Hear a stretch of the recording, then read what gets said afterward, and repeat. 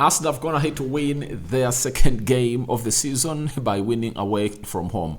Remember, out of the 15 clean sheets Arsenal kept away, out of the 15 clean sheets that Arsenal kept in the entire Premier League season, close to 10 of those were kept away from home, and it shows you that Arsenal are back to obviously keep clean sheets away from home. Welcome to this channel. Rokani David is my name. You can as well call me RD. This is the Rokani Media Football. Smash the like button, comment and share. If you're watching us for the very first time, endeavor to subscribe to this channel so as not to miss out on stories that we do upload in here on a daily.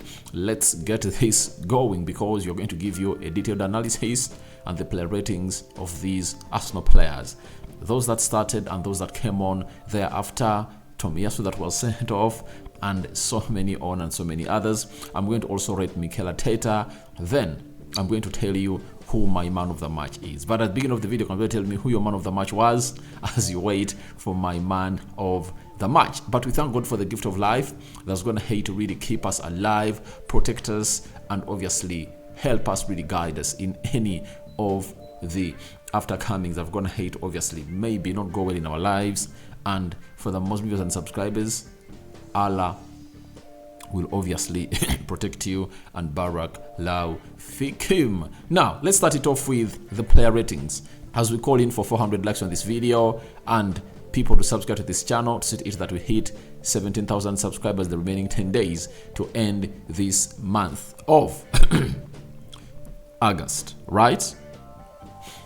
All right, we start it off with the following. Aaron Ramsdale in goal. Clean sheet kept, stopped some crosses, made some big save that saw the ball fall onto, what is this left back of Crystal Palace that really shot that ball over the bar. I think it was really a very nice display in there, and he did the best of the best to see it that things get where they deserve to be. So I'm giving Aaron Ramsdale a 7 out of 10. He showed us full control each and every time when they really, especially when they're man down. He never started the ball from behind. He obviously went in for the ball, for the long ball, and his ball distribution was onto that bad. And I think this is really going to obviously be one of the most contentious points or positions at Arsenal, the goalkeeping department. David Raya was on the bench. He never really got a chance to make his debut, but we know it's not far away off from him making his debut for the side of Arsenal. So that is it for Aaron Ramsdale, and I'm giving Aaron Ramsdale a 7 out of 10. We go to Thomas Partey, who played as the right back into this game of football. I understand that Arteta is trying to play with an inverted right back, and this time round he has gone ahead to sacrifice one of his best midfielders to play as a right back, but in the name of him inverting the midfield to obviously join the likes of Thomas Partey, Martin Odegaard, and Declan Rice. And he did play very well, and he put in a very good performance for Thomas Partey. He was solid behind, and I saw him really try to obviously be press resistant, and he showed us his experience, especially when they were a man down, put in some good performances.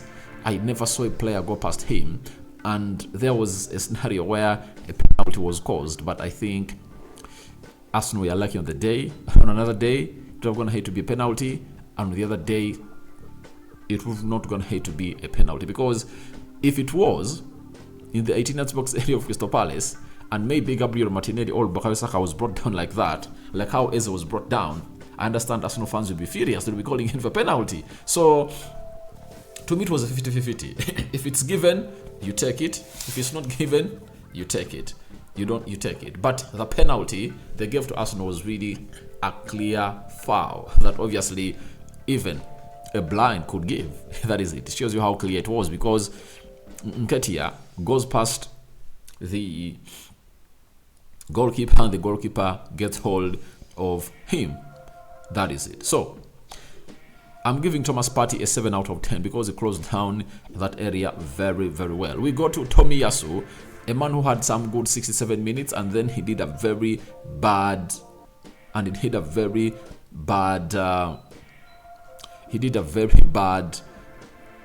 foul that was really stupid for me, because Arsenal really had very many other defenders behind him, and he obviously got hold of him at the center line. One will say it's a professional foul, but at 1-0 unless you are the last man there for you. You don't do that.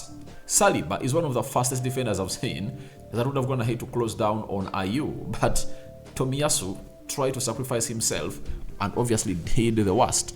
That obviously saw him lose that ball, and it resulted into him facing what he couldn't face. So to me, I believe he wouldn't have gone ahead to do that, and for that I'm giving him a 6 out of 10. To me, he's going to be the worst performing player on the field of play of Arsenal today. We go to Ben White. Guys, I understand why Mikel Arteta is doing this. You know, in the preseason I told you that as the season grows old, Gabriel Magalhaes won't be having a position in that team of Arsenal. Do you know why? The coming in of David Raya and what Aaron Ramsdale is running on his ball distribution just calls in for ball-playing centre-backs. That is it. They call in for ball-playing centre-backs. And if you are told about ball-playing centre-backs, Gabriel Magalhaes is not among. That's why you saw that in the game of Nottingham Forest, he played with Saliba and Ben White in the central defense, and even today has gone ahead to play Ben White and Saliba in the central defense. Ben White for me put in a very good performance, passing from the back. He was really elite, and I'm giving him a 7.5 out of 10 for me. He did exactly what he had to do, and he had all the likes of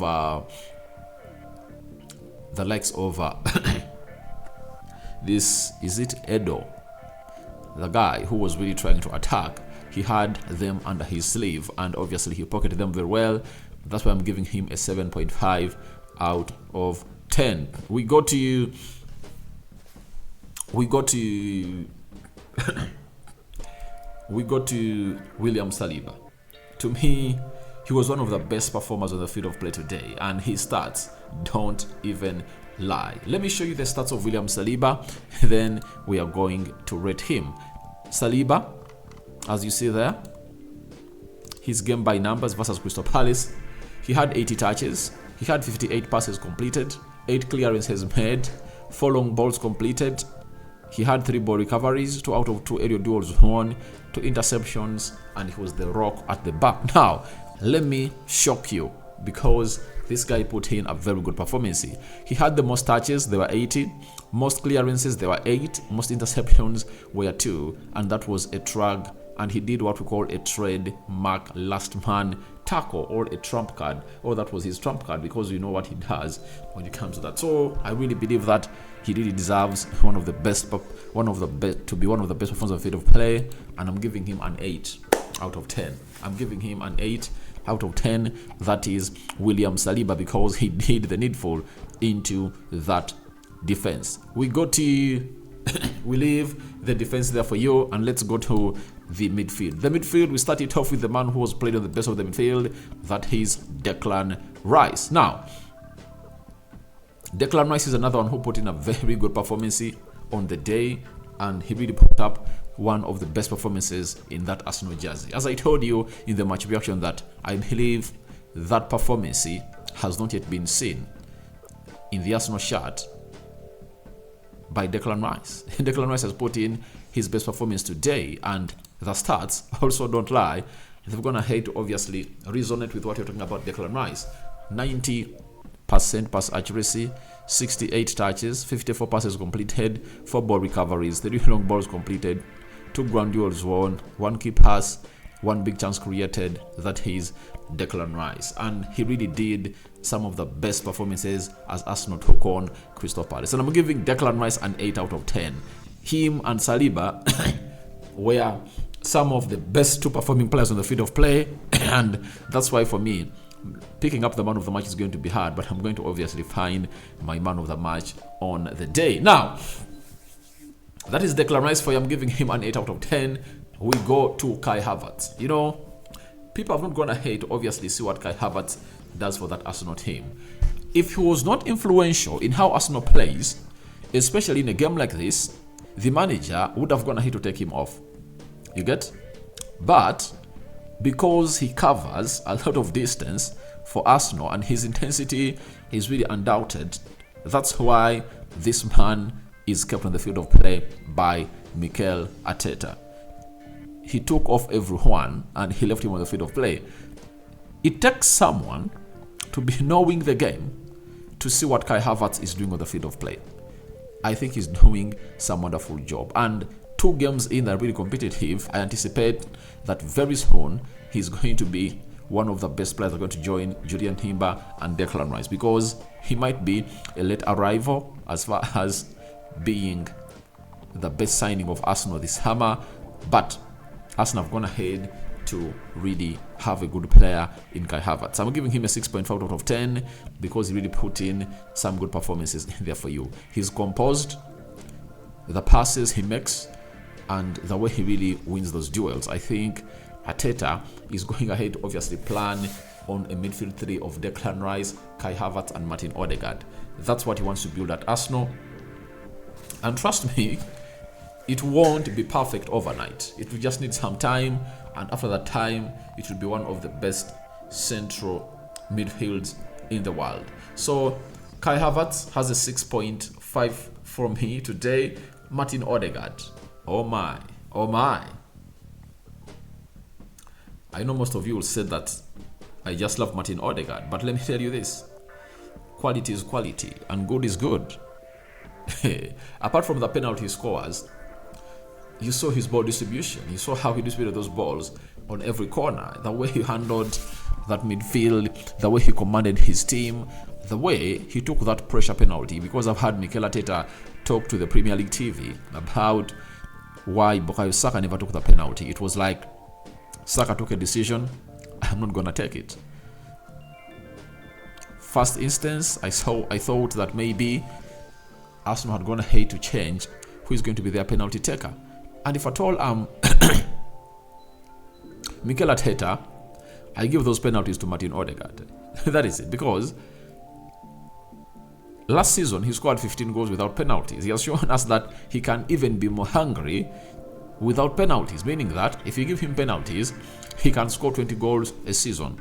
And if at all you can get a midfielder in your midfield that can score 20 goals a season, that is a very huge amount of achievement. Martinelli scored 16, Bukayo Saka scored 14, yet Bukayo Saka even had penalties onto that. And last season, Arsenal had close to, were they 6 penalties in the Premier League? And so far they've gone ahead to get 1 in. And they might get in more others because they play what we call some following football in there for themselves. So Odegaard also scores a penalty. I'm giving him an 8 out of 10.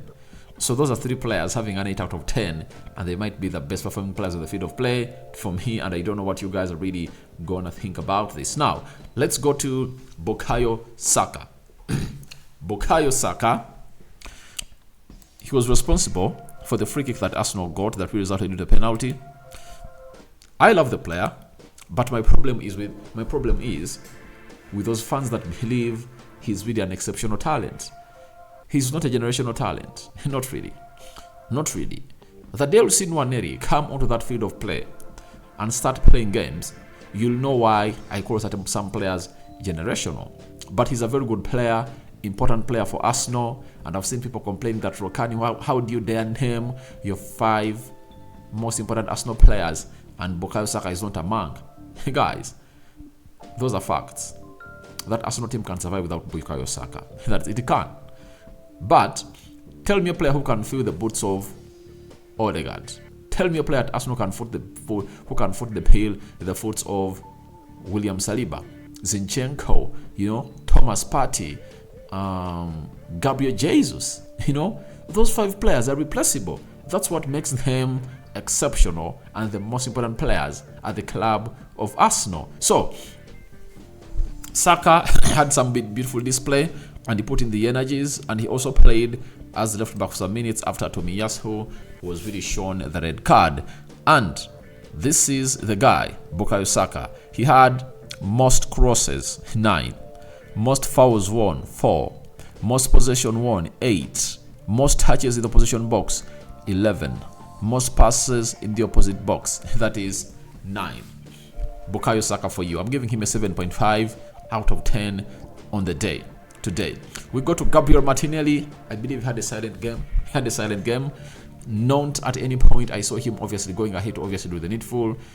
Sometimes was selfish, and I believe he needs to improve on his end product. He's not yet back to the Martinelli we knew, because I think of the injury he got towards the end of the season. But I think he needs some 5, 6, 7, 8, 10 games to obviously flow into the game. You know, injuries always affect the progress of these players, and they result into these players not performing very, very well. So for Martinelli, 6.5 out of 10 for me.